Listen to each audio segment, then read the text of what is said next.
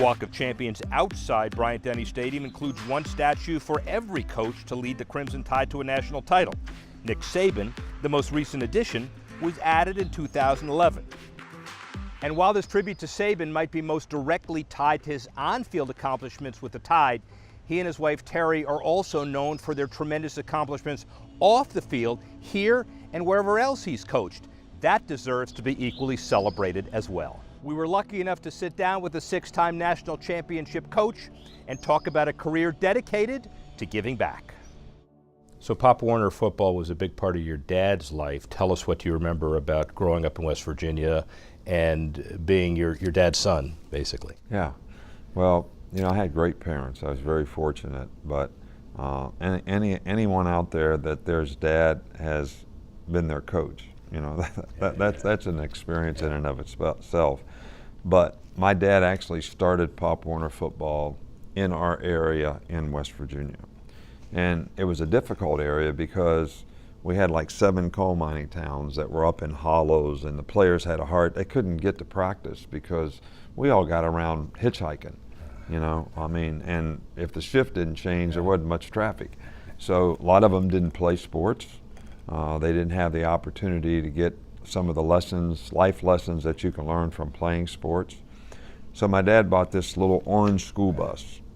It had all these quotes like, it's, you know, things that would help you be successful, like it's more important to be nice than it is to be important, you know, things like that. He would go pick up everybody in all these hollows, take them to practice. We would practice, you know, take everybody home, take about 45 minutes.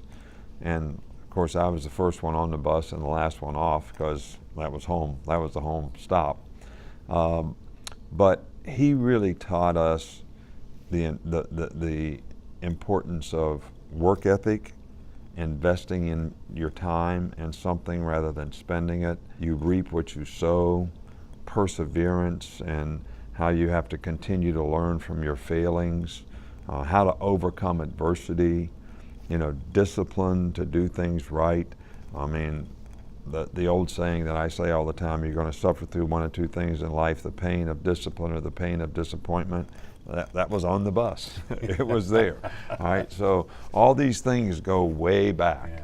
But the opportunities that created, I mean, I know he had, not outside of myself, 3 players that, you know, made All-American at West Virginia University and graduated from college and had a lot better lives, and they may never have participated if it wasn't for that.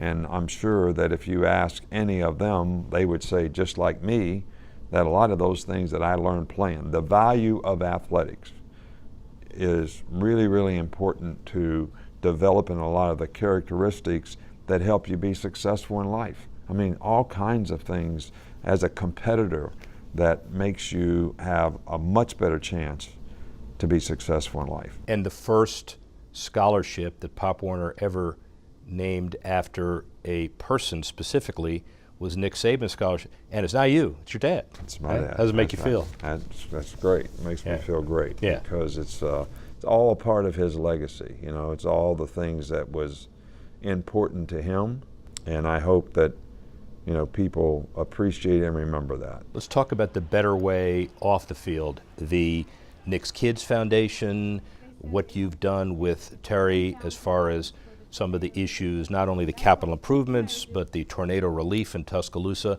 Talk about all of that from your perspective. Well, you know, that goes back to my dad too, because he didn't just pick these kids up in that bus and take them to practice. You know, he sort of adopted them all. So when their basketball blew up, he took them to town and got them another one.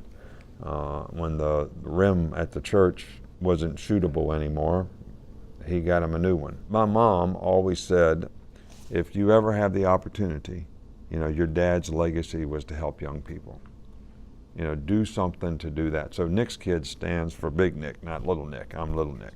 Miss Terry and the people who support Nick's Kids have done a phenomenal job of, I think, being able to create a lot of positive things in our community. You know, we've done the 17 for 17, which is 17 homes that we've rebuilt since the tornado for every national championship, and our players have contributed to each one of those homes. You know, we have player days where they come and work, and they give back to the community as well. We've given over $7 million to children's organizations in the Southeast over the last 10 years. All these things give us tremendous positive self-gratification by giving back, helping other people. Don't really feel much that we do that makes us feel better than when we help someone else. And my dad's old saying was, "No man stands as tall as when he stoops to help a child." So that's what we tried to carry on, and we're going to try to continue that in the future, and we certainly thank all the people who have supported Nick's Kids.